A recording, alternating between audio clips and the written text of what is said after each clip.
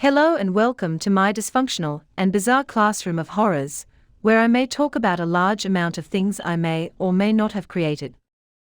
Before we get into it, I just want to say that obviously this is not my real voice. It is a synthetic one, and I'll be using it for most of if not all of my videos. I apologize if that is a problem, but it's the solution I am using. I just hope it does not mess things up too much. Oh, wait. It would probably help if I gave you something to put the voice to, right? How about a Gwen doll? We can do that. Look at me, aren't I just adorable? Wouldn't you murder for me? Oh right, sorry, bit of a verbal typo. Really, this video isn't anything special, but it's functioning as a bit of a test. I want to see how well I can showcase my thought process through this medium, and how rusty I am at editing videos. What better way to start than with my most recent homebrew creation, the revised Cleric. I'll only be talking about the base features, and none of the subclass features, as that would take too long for what is supposed to be a test video. So get ready for your Dommy Mommy Doll Gwen, because we aren't taking any more breaks before we get into the discussion. For starters, I have gotten a lot of concerns and comments regarding the creation, that it was pointless, and Cleric didn't need a revision.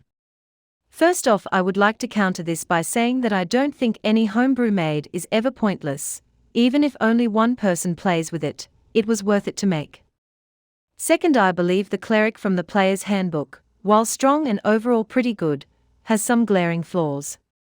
The channel Divinity often felt suffocating to the subclasses, as it would take up many feature slots.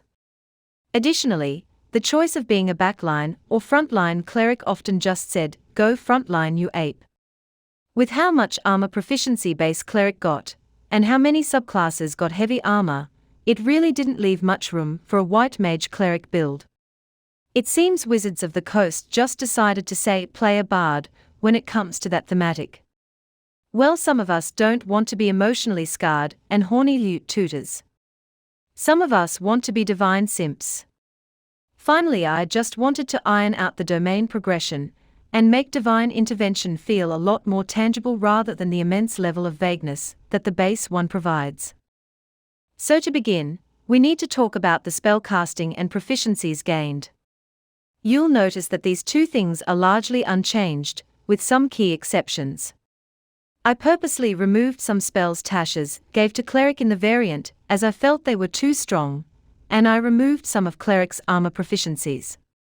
The goal was to make the big beef and tank Cleric to be something you specialize into, rather than just be a natural thing. The last thing is that I removed one cantrip known at all levels. This is meant as a way to allow caster-focused Clerics to have more versatility.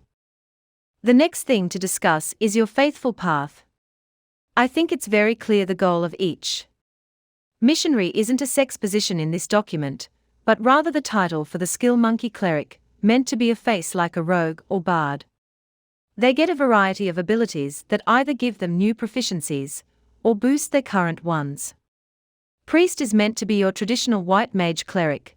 They get that missing cantrip I stole from the base class, alongside the potent spellcasting feature of some domains in normal Cleric. They get the wisdom AC calculation, because I wanted all the paths to follow a similar formula, and this was all I could think of.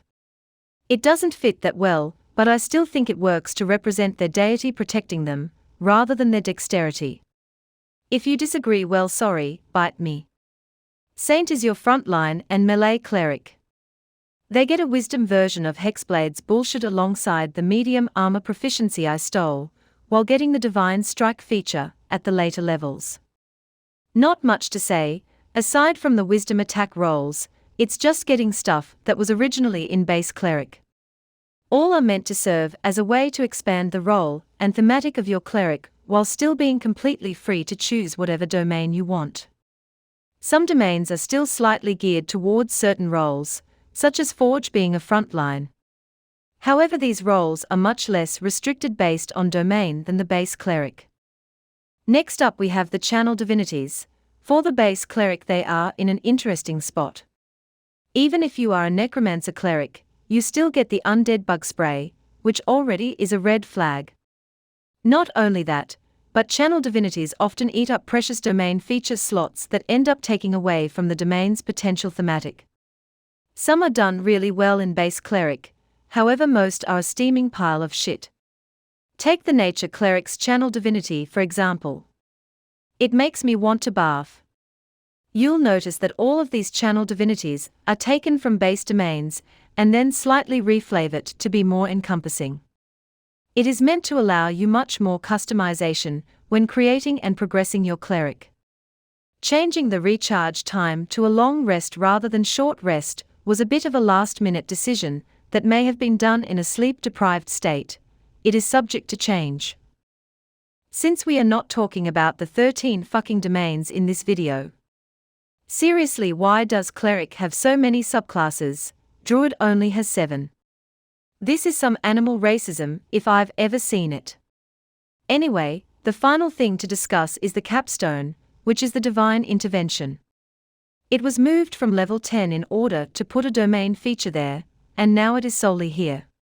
Admittedly, I won't give too much thought on this one right now, as I intend to change it up a fair amount soon. I want to give the option for it to be less random, and also allow for the wish-like capabilities that it should bring. Well, that should be everything. Sorry if it seemed rushed or poorly done. This is my first video I've ever made aside from random music in I want to say 3 years. Not only that, but this is my first experience using a new editing software. This video was meant to be a test, as I said in the beginning. I'm not sure how long of a gap there will be between this and the next video. The main purpose of this was to see if people enjoy this style and if I can actually do it consistently. Whenever this does become consistent, you can expect weekly videos from me, the lovable and not at all murderous Gwen doll. If you want to talk to me directly, feel free to join my Discord server, where I post all my homebrew creations and am always around to chat. It's linked down below in the description. Hope to see you there. Love you all, bye.